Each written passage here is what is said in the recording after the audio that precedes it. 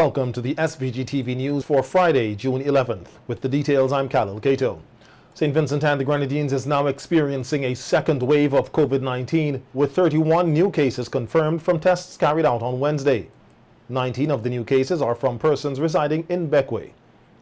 Chief Medical Officer Dr. Simone Kieser-Beach told SVG-TV News today that for the past 2 months, a consistent rise in cases has been recorded, along with the positivity rate.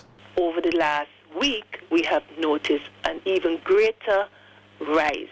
And so the cases we got for the 9th of June, 31 cases in one 24-hour period, signifies a significant increase in the number of cases and suggests that we are in a new wave, a second wave of COVID infections in the community.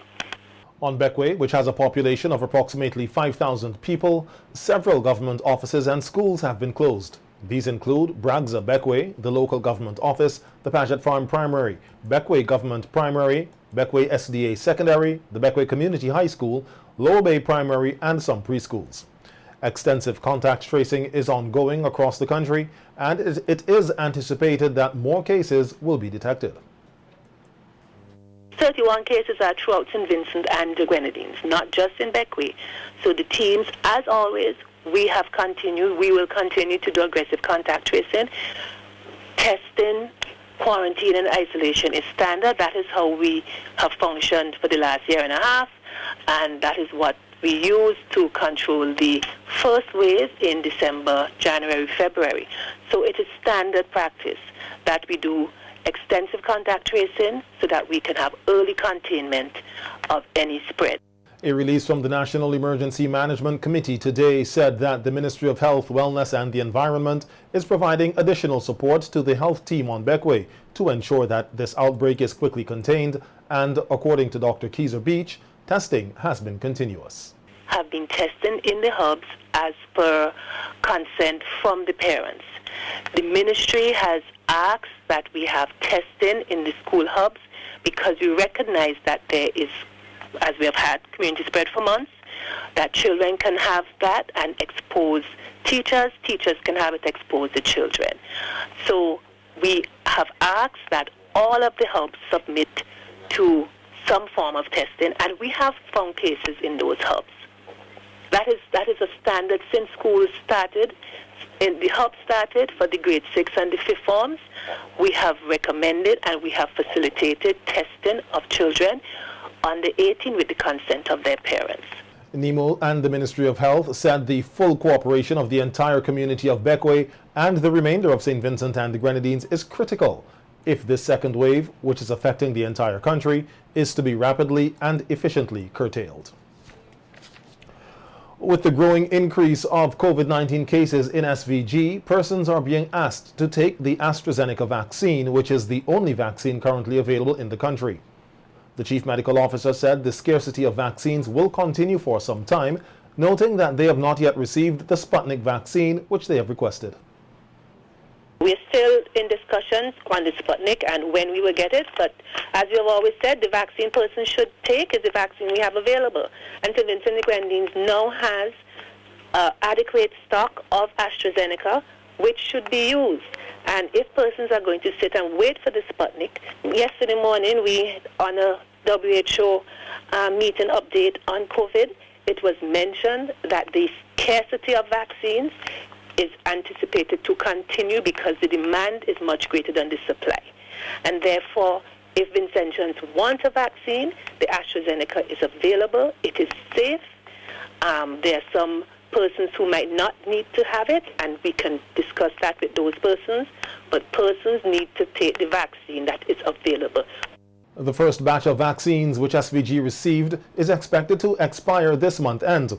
However, according to the CMO, a fresh batch was received recently, which can fully vaccinate about 10,000 people, noting that they will not offer expired vaccines to persons, even as SVG is getting low on the vaccines.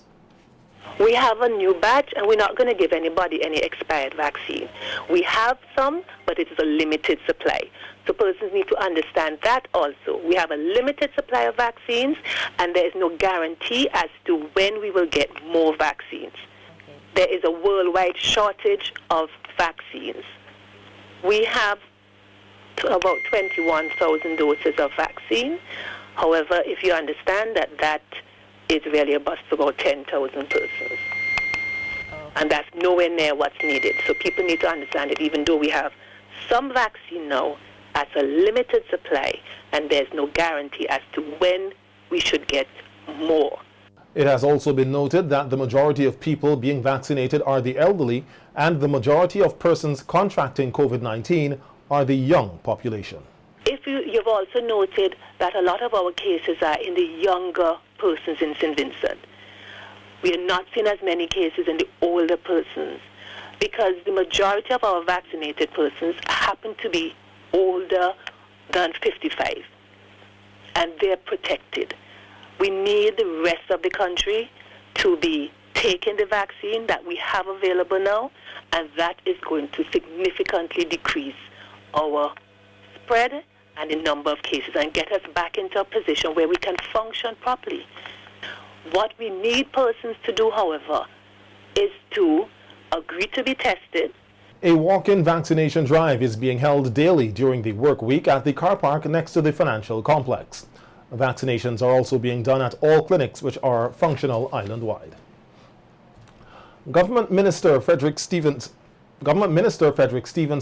announced in a Facebook post on yesterday that he will not be seeing unvaccinated persons at his office, constituency office, or home. A number of persons have expressed disappointment with the minister's post. However, infectious disease specialist and member of the SVG COVID-19 task force, Dr. Gerald Thompson, said the minister is exercising his political will, which is needed in order to curb the spread of COVID-19 in the country.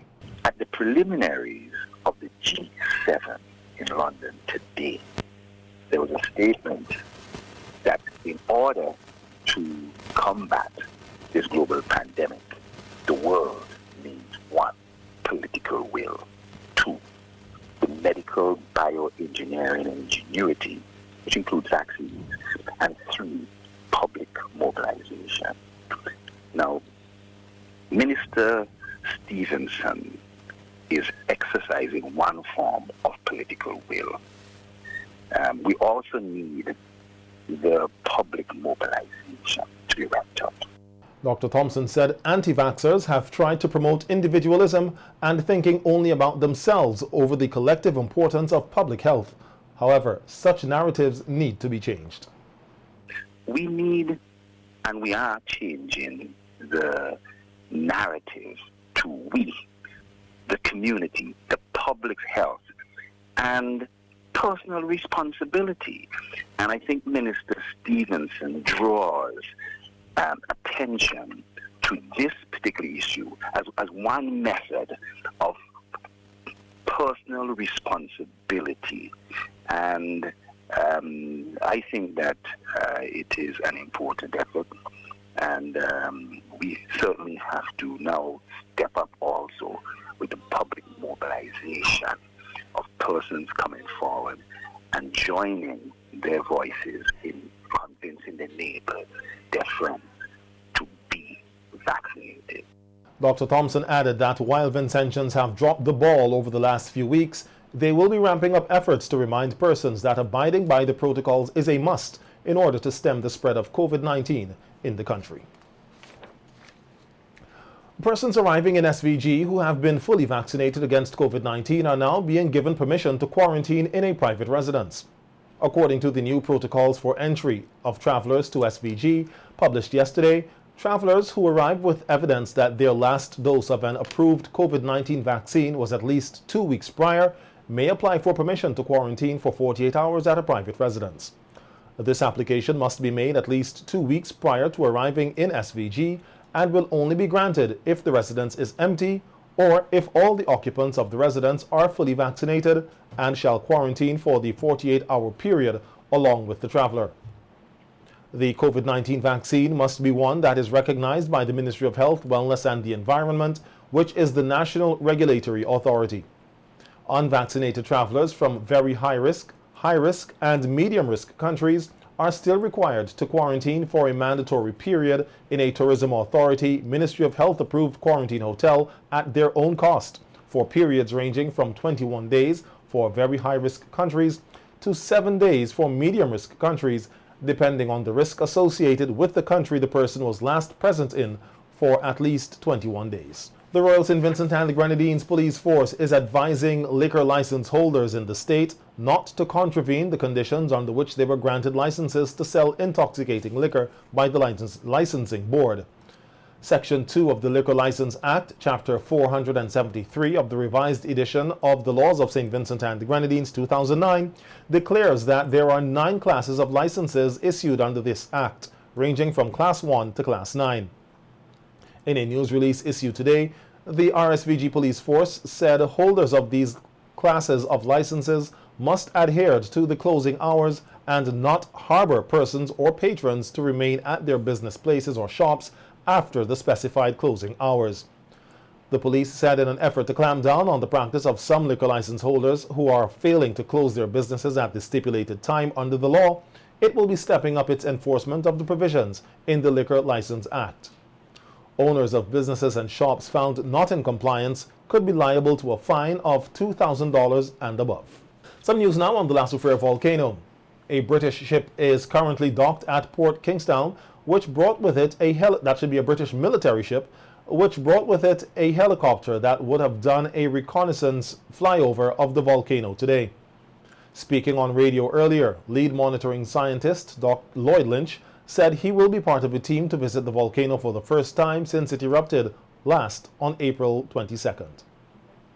This will be an opportunity to get some high definition images to study over the weekend and help to, put more confidence in our assessment as to what is happening with regards to the state of the volcano. Okay, we have a call on the line. Hello, good morning. Welcome to our La Soufrière program.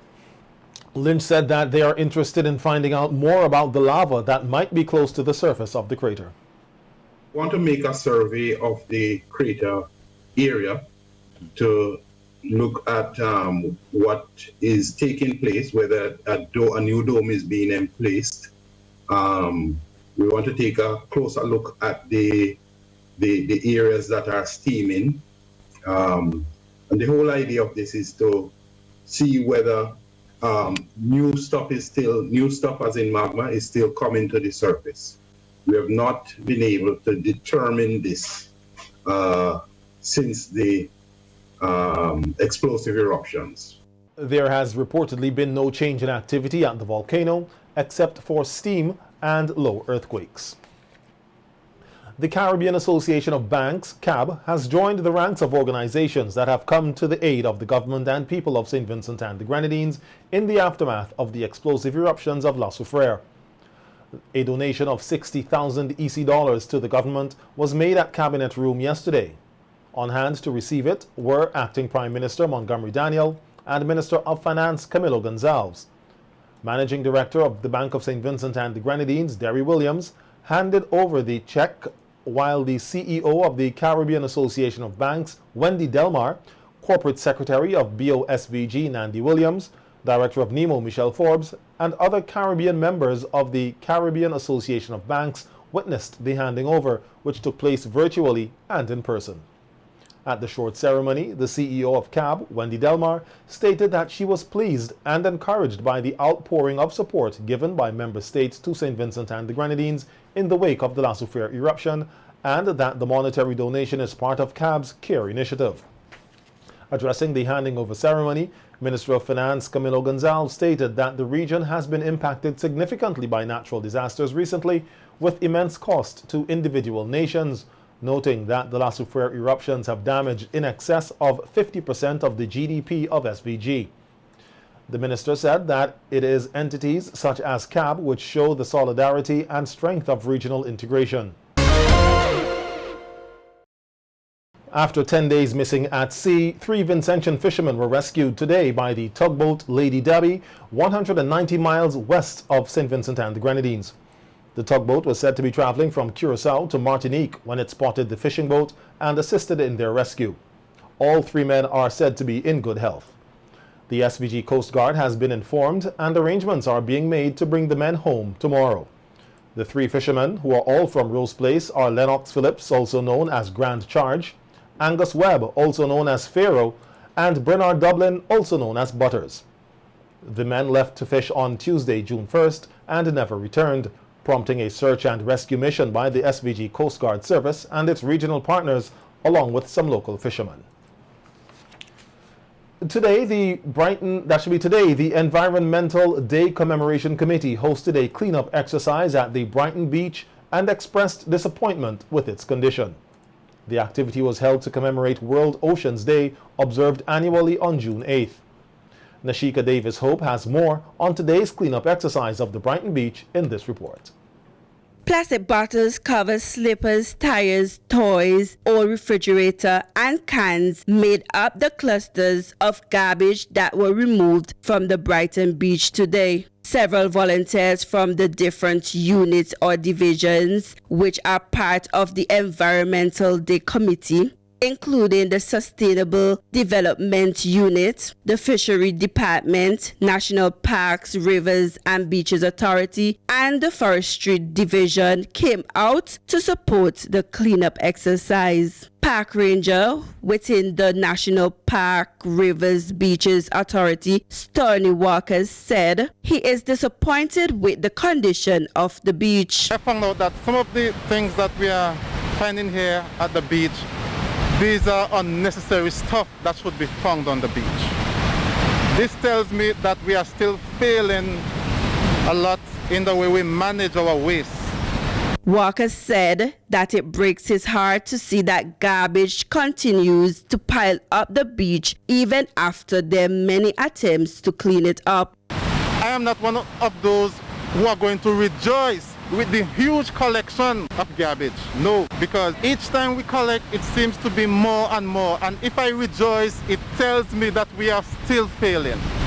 I believe the more we clean up, we should be collecting less and less and less. And this will tell me that we are managing our waste well. Director of the Sustainable Development Unit, Janelle Miller Finley, who was one of the coordinator of the beach cleanup exercise, said that the plastics and garbage prevent the ecosystem from performing the way it should. She used the opportunity to encourage residents of Brighton and surrounding communities to dispose of their garbage properly and to utilize more the collection service of the CWSA Solid Waste Management Unit. The animal eat them, for example, the fish, if it's chemicals, because we know this area has a lot of mechanic shops, for example. So if these oils and chemicals are washing downstream into the ocean, they are absorbed by the fishes, then the fish will eat, and as you go up the food chain, it bioaccumulates, so you have more and more, and then we are going to eat the fish. Other volunteers who were part of the beach cleanup exercise shared why it was important for them to be involved. The plastic bottles and plastic that go into water could affect the turtles then, so that is why I'm important to clean the beach. Damage that might be caused by storm surges. Everything on islands is dependent on oceans, and so as people from small island developing states, we need to be proactive and to take a stand against pollution. Lives depend on it. Without our ecosystems, without our oceans, we cannot survive. So I'm just encouraging the public, as I always do, to be mindful of how they dispose their garbage. The aim of the beach cleanup was to aid in the ecosystem restoration and to help protect the marine life. For SVG-TV News reporting from Brighton Beach, I am Nashika Davis Hope. Meanwhile, neem and sea grapes were planted along the Brighton Beach. Forestry officer Melissa Jackson told SVG-TV News that these trees were planted because they can easily adapt to the environment and that they can help to preserve and restore the ecosystem. Mentioned before, trees near to the ocean, they tend to break down the wind, so they would help in keeping the ecosystem intact. They are habitats for wildlife, bird species who live in the area. There are fish species that you can be found in the area also. In the hurricane season, when the surge comes in, it tends to break down the surge, so then persons who are living in the areas close to these habitats, the effects would not be as great as if there wasn't any trees there. Some trees were also planted along the mangrove swamp, which Jackson said is important for the survival of the mangroves and the animal species within. As mentioned before, the mangrove are habitats for several marine species, and they are important to be kept the way they are in the natural habitat so that we will be able to get them for not just now, for future generations. Jackson also used the opportunity to urge the public not to destroy the newly planted trees.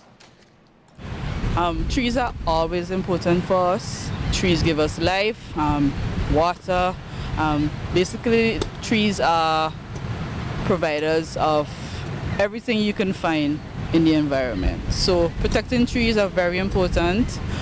We need them for our sustainability, not just now, for future generation, for wildlife, for personal use, etc. The Buildings, Roads and General Services Authority, BRAGZA, has said that it has completed work on the new Commercial and Intellectual Properties Office, SIPO. BRAGZA said the project saw the retrofitting of the new office space with the construction of partitions, cupboards and counters. In addition, BRAGZA carried out the plumbing and electrical work. The project was done at a cost of $260,000 EC dollars. The SIPO office was relocated from the Methodist building on Granby Street to the Brewster's building on McCoy Street.